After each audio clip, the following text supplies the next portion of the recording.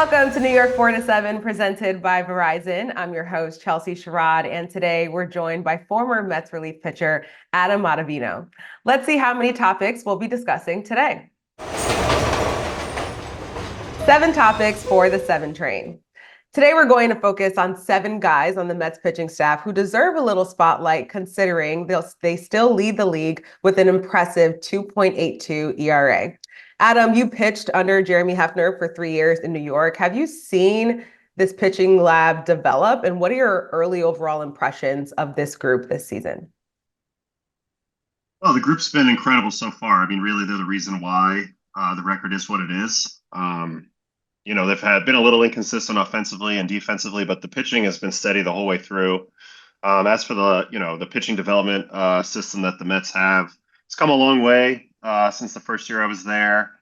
And, certainly I think they're, really at the forefront of, pitching development in the big leagues right now. They have all the tools, all the toys, all the metrics, pretty much everything at your disposal as a pitcher to get better. And they have a lot of really good humans as well that can interact with that information and kind of help you get pointed in the right direction. So they're off to a really nice start, and it's good to see.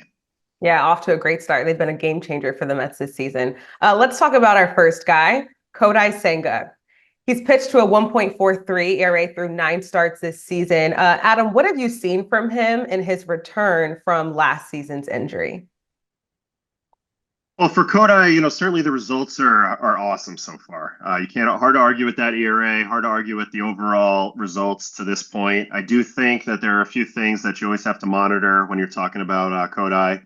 I think the first thing, that the Mets always look at is, where his focus is. I feel like when he gets too internally focused on his delivery, that's kind of when he loses the strike zone and you see some of the inconsistency. When he keeps his thoughts, more downrange, down by the catcher, and focused on execution, he's as good as there is in the league. He's got elite stuff. This year is no different. He really relies on 4-seam fastball, the ghost fork, of course, that everybody knows, and the cutter. But this year, really, he's really gone heavy on the ghost fork, and the results have been really good so far. So he's got a lot to work with. I do think that the walks have been a bit sloppy, and there's some things in his game that he should and will clean up. So he's probably been a bit fortunate to this point to have the numbers where they are, but I also think that the results certainly are great, and we'll take them. And there's encouraging signs moving forward if he can clean up some small things. Yeah, for sure. And that ghost fork is lethal. To our second guy, Clay Holmes, his move from reliever to starter has pretty much been seamless, going very well. He's pitching a 3.13 ERA with 53 strikeouts. How do you think that adjustment has been for Holmes? I don't think it could go any better to this point. It's interesting watching him over the last few years. As recently as 2022, he was 80% fastball, 80% sinker. And right now he's a 6-pitch pitcher. So he's come a long way in only really 3 seasons to get to the point where he can handle a starter's job. And now he's kind of doing it with a kitchen sink approach. Like I said, he's throwing 6 different pitches. To this point, he's been one of the hardest guys in the league to square up. He's still getting his ground ball, still getting his strikeouts. He's given the Mets a chance to win almost every time out. I think the only thing you think about with Clay Holmes moving forward is just how the workload is going to catch up with him or not catch up with him as we move on. The last few years, he's thrown about 60, 70 innings. He's already at 54 this year. So he's going to surpass that total very, very soon. It'll be interesting to see just physically how he holds up and if he can maintain what he's doing. Yeah, he said that he wants to be a starter so far. He's proving that. Adam, Holmes has gone 6 innings in 5 of his last 7 starts. Is that the new trend in baseball, or do you want to see more length in some starts? Honestly, for him, I was expecting more 5-inning starts early on. I think 6 innings is an encouraging sign. I think he will get to the 7th and the 8th once he can be a little bit more pitch efficient as we go here. I don't know if it's the new norm. I think 6 innings is a beautiful start nowadays for a starter. Of course, every manager would love to get 7 or 8, but you just basically keep your pitcher in until they're ineffective. And if you're still effective through 6 in today's game, that's pretty good. Yeah, absolutely. All right, to our third guy, Tylor Megill. He looked like he was getting back on track last night after a rough start against the Yankees until he loaded the bases in the 5th. What are your thoughts on him so far this season? I think this is the best Tylor's ever looked. I think that he's shown flashes in the past. It's been well documented that he had a little bit of a different approach mentally coming into the season. But I think this is the best he's ever looked, and I actually think, his trajectory is still totally pointing upward. He's been dominating with the fastball. His strikeout percentage is in the top 10 percentile, in baseball, which is pretty incredible for a starting pitcher. So he's really getting the job done. He's throwing hard. He's mixing his pitches up. One thing that he has done this year that's been nice to see is he went from he kind of streamlined his mix a little bit. Last year he was throwing 6 pitches. Now he's down to 5, but he knows which 5 to go to. And I just think all the experience he's gone through the past few years has really prepared him to take the leap forward this year. And that's what we're seeing. And I'm not worried about a little blip here or there. I think he's going to be able to keep the train on the tracks the whole way through, really. Yeah, his evolution has been great to watch. But Paul Blackburn pitched 7 scoreless in Syracuse on Wednesday. Do you think that Blackburn could knock Megill out of the rotation? I mean, it's possible, but I'd be surprised because Tylor hasn't done anything to lose his spot. He's been there. He's a little bit more of a power pitcher than Paul. He brings a little bit of a different element with the strikeouts. Blackburn's going to impact the Mets staff 100%, but these things have a way of kind of working themselves out, and I'm sure he'll find a way to impact the starting rotation. But I'd be very surprised if Tylor lost his spot in this situation. Yeah, I think I would be too. Tylor still has an option left. To our 4th pitcher, Huascar Brazoban.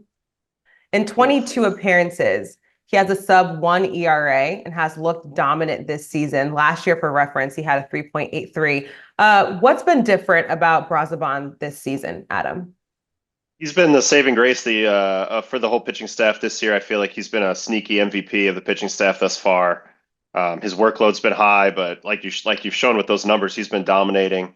It's interesting, when he got traded over from the Marlins last year, he was actually in a similar position with the Marlins last year. He was unbelievable before the trade. I think it took him a little while to get settled, a little while to get comfortable with his role and his surroundings here with the Mets. But now he's really hit the ground running this year, and he's been a total blessing. And they really stole him from the fish. I feel like that was an absolute heist by David Stearns. A great move. Big fan of Brazoban. It's the sinker, it's the changeup. Keeps the ball on the ground. He's not afraid of any situation, and he's coming up huge right now. Yeah, a heist indeed. Last year, he pretty evenly used all 4 of his pitches, while this year he's increased his changeup and his sinker. His changeup's up to about 36%, his sinker 35%. What does that tell you? He's just buying into who he is as a pitcher more. Changeup is his truly elite pitch that he possesses. It's a pitch that it's probably in the top 5 changeups in baseball, and he's leaning on that. It's also interesting, when I was digging in on him a little bit, his changeup. It's funny that's a changeup because it's still over 90 miles an hour. But his changeup is roughly the same speed as his cutter. And what that affords him is the ability to throw 2 pitches with the same speed that break in opposite directions. So that's really tough as a hitter. You're kind of reading the speed out of the hand, and you're making an assumption whether it's more than likely they're assuming it's the changeup because that's his high usage pitch. But the changeup is allowing the cutter to flourish. If you notice, the cutter this year has been performing really, really well, even though it's a smaller sample. I think part of that is just he's getting the hitter's attention on that changeup, and then he's able to use that to his advantage when he deploys his other pitches. Yeah, it's awesome to see him use that versatility. To our 5th guy, Jose Butto. He's been a bit inconsistent. He's looked great at times. He's looked shaky at times. What have you seen from Butto this season? I would agree. I think Jose can pitch better than he's pitching right now. I mean, the bottom line results have still been there. He's got a sub-3 ERA. He's pitched a lot of innings. He's an important, weapon for Carlos. He can, he can pitch multi-innings. He can pitch leverage innings. He gets lefties out. There's a lot to like about what Jose does. But right now, he's not controlling the strike zone the way he normally does. He definitely threw the ball better last year from a process standpoint. And the good news is there's plenty of time. Like, one thing that I always remembered, from being a player is that, there's no rule that says you can't improve what you're doing. Just because things are going the way they're going right now, there's no rule that he can't improve. And all he has to do is improve his basic fundamentals, his first pitch strikes, and really just count control, because all the components are there. And if he does that, I think he will maintain that ERA he's got and maybe improve on it as we go.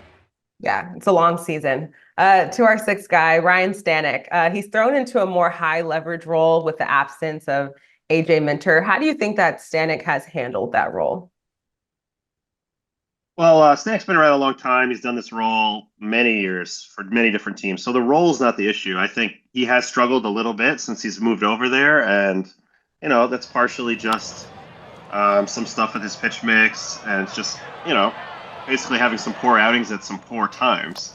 But overall, I mean, I don't think it's the role. He's accustomed to pitching in big spots. He's a World Series champ, type of guy that likes to take the ball in every situation and honestly lives for the big moment. It just hasn't worked out for him yet in those spots. Yeah, he had 6 scoreless innings before having issues with the Yankees over the weekend. From a player perspective, how do you bounce back from an appearance like that?